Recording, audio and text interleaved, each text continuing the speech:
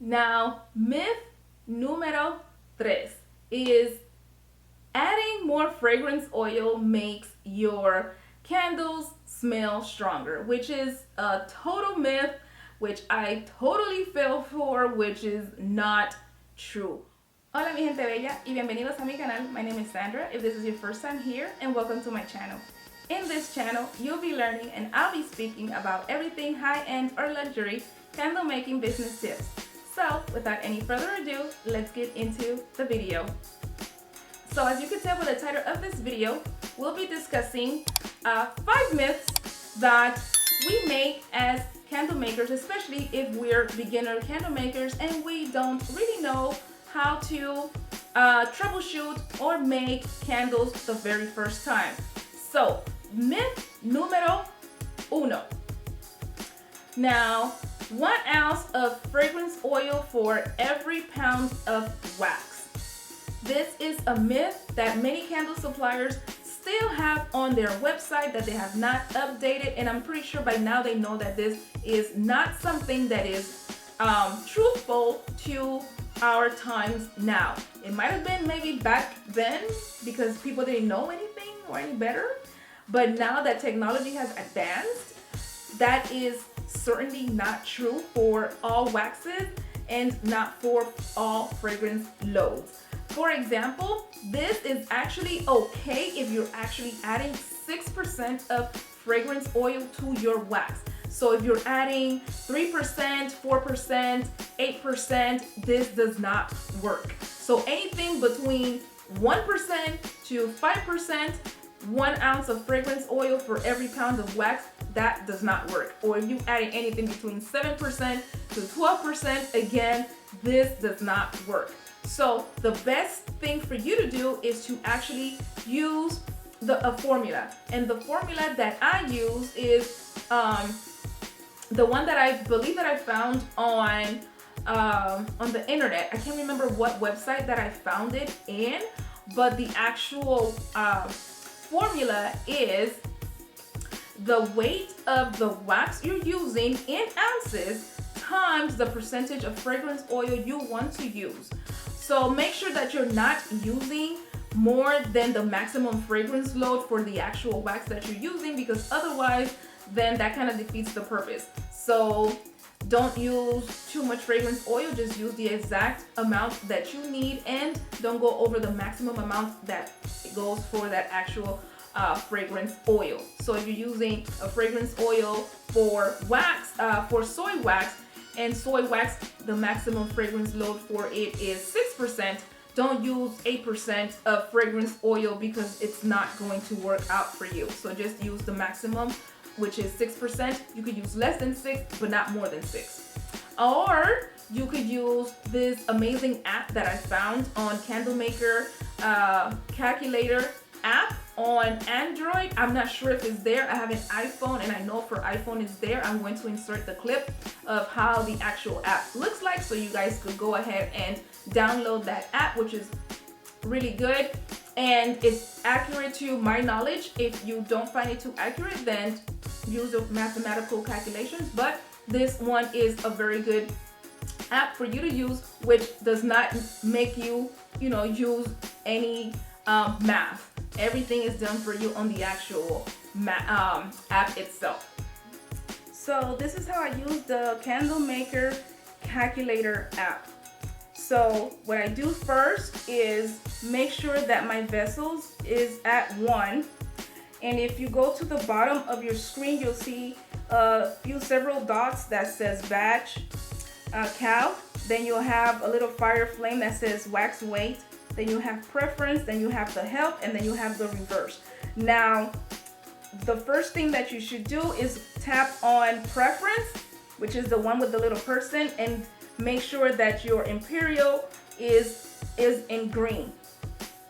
And that will help with the actual ounces because you need to do it in ounces. And when you go back to the batch calculator, which is the ones with the little circles, you'll go ahead and put the wax type that you are going to be using. Now the wax type that you are going to be using is how much wax you're going to be using for your actual pitcher. So if you're going to be adding 47 ounces of wax, that's what you're going to be putting here. If you're going to be adding 8 ounces of wax, that's what you're going to be adding here. So that's what you put there.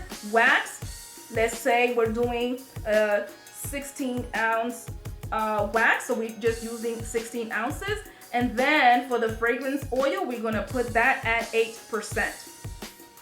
And then it gives you wax for the batch in ounces. It gives you 14.81 ounces for that wax. And the fragrance oil for the batch will be 1.19 ounces. And the reason why you're not getting exactly 16 wax is because your fragrance oil has to account for your actual liquid weight.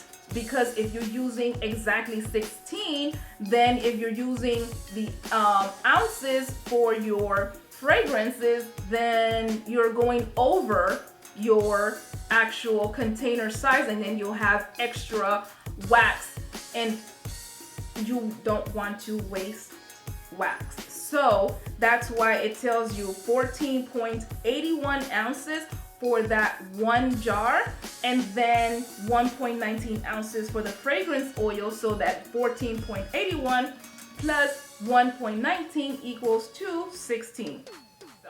Now, myth numero dos is that the suggested or recommended temperature that the manufacturer gives you is the only one to use to achieve optimal glass adhesion. Glass adhesion, or lack thereof, occurs because your wax was too cool, you poured at a cool temperature, your wax cooled too quickly, hence the previous reason you poured at a cool temperature, or your room temperature was too cool compared to the wax that you're using. So, what's the solution to glass adhesion? And I know that a lot of people do have issues with glass adhesion, especially if you're using the actual clear jar. If you're using a clear jar, you will see a lot of wet spots, and that is improper glass adhesion, and those are the what I'm addressing right now. And if you're using colored jars or a frosted jar, you won't see it as much. However, your environment affects your actual glass adhesion.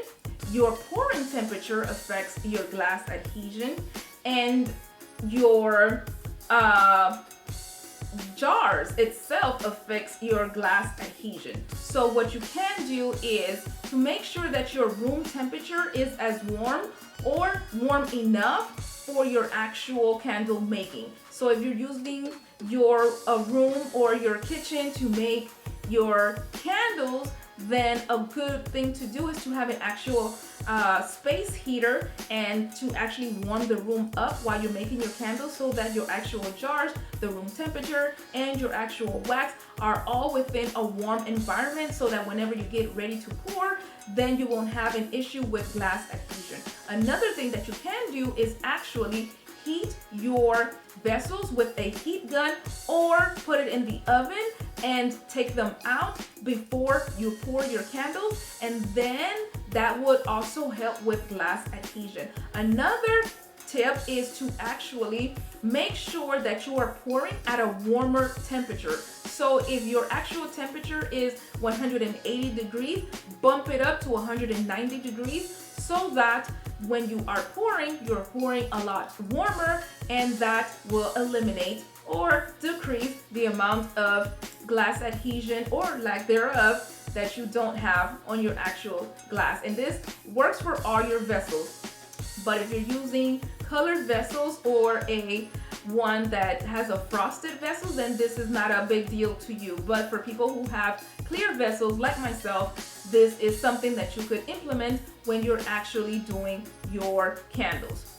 The best solution is always to test your candles in your own environment, and that will actually make you more aware of how to actually make candles and what works for you, because not everything works the same for everyone. I can give you my tips, you could go ahead and do them, and if it works, great. If it doesn't, change it up a little bit. Let me know in the comments down below if that works, and let me know what works for you so I could implement it too, so so we could both help each other out. Now, myth número 3 is adding more fragrance oil makes your candles smell stronger, which is a total myth, which I totally fell for, which is not true. Adding more fragrance oil causes more damage than good, especially if your maximum fragrance load is 6% and you just bumped it up to 8% because you think that adding more fragrance oil is going to increase the actual scent throw, which does not. It might do it for your cold throw, but for the hot throw, it's gonna throw it completely off. For example, it's gonna clog your wick. It's gonna increase the carbon intake in your wick, which will cause mushrooming. It can make your candles actually smell bad because it's gonna smell like it's burnt, or it could just smell just like pure wax, or it just doesn't smell at all because it is not actually burning. So make sure that you're not adding no more than the recommended suggested fragrance load for your actual wax. Now, the solution to this is to please read the website's information for the type of wax that you're using so that you can make sure that you're using the adequate maximum fragrance load for the wax type that you're using. I had compiled a few of the popular waxes that a lot of people that uses, and I've added the fragrance load for each wax and the recommended pouring temperature, and I put in a PDF file. You can find it in the description box below. You can go ahead and download that. It is completely free for you guys, and if you're finding these tips helpful, give it a thumbs up and like this video. It helps me so much in the YouTube algorithm, and it helps me know that you guys like this content.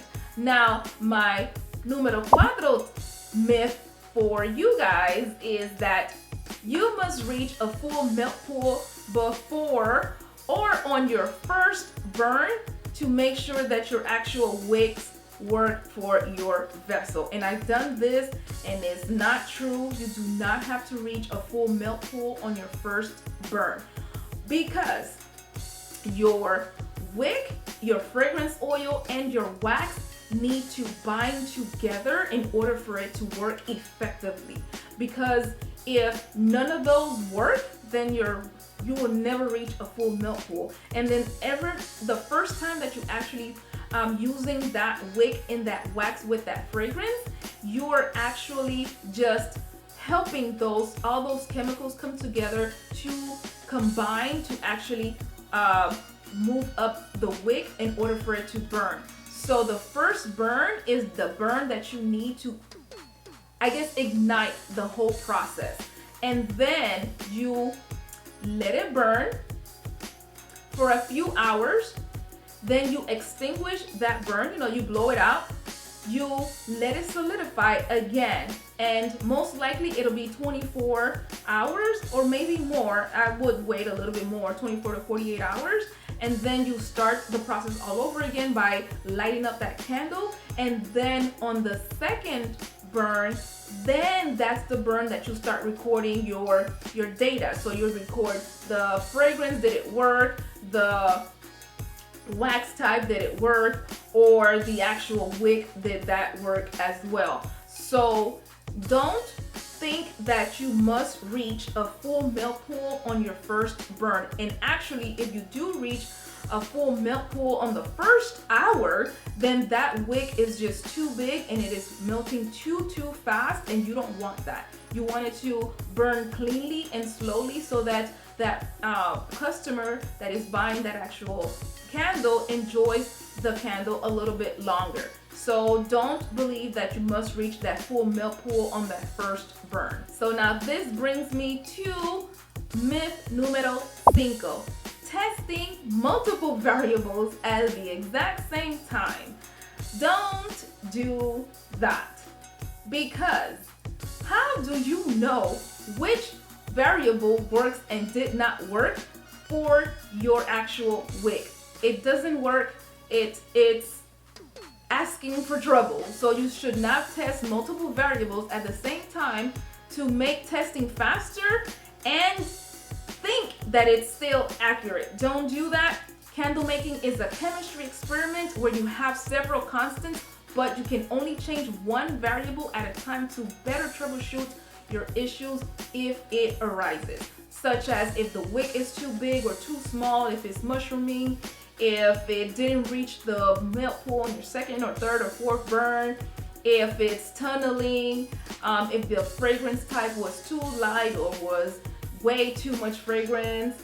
The fragrance type also has something to do with the actual blend of wax that you're using, the fragrance load, the wax type that you're using, the temperature of your candles burning, the temperature actually of the wax burning, the temperature of your pouring, and the temperature of your room, and also the temperature of and also the room size. Your room size also has to deal with the actual making of your candles, because if you're making a candle in a very large room, it's going to be very cool. Hence my previous tip that you need, a space heater, and if that room is too big, then you might need a few more space heaters in order for that room to be a little bit warm, just as the actual wax. So just remember to test one candle in an area at a time if you're testing for scent. That way you'll know exactly how the scent should perform in that room. So every time you test it in one location so that you'll know exactly how that test should perform. So those were my 5 myths. If you believe any of these myths, or if you have done these myths, let me know. If you heard of other myths, let me know in the comments down below. Don't forget to like this video, comment, and subscribe. It lets me know that you enjoyed my videos. It lets me continue making more videos. It helps other candle makers find my videos on YouTube, and it helps the YouTube algorithm. So until the next time,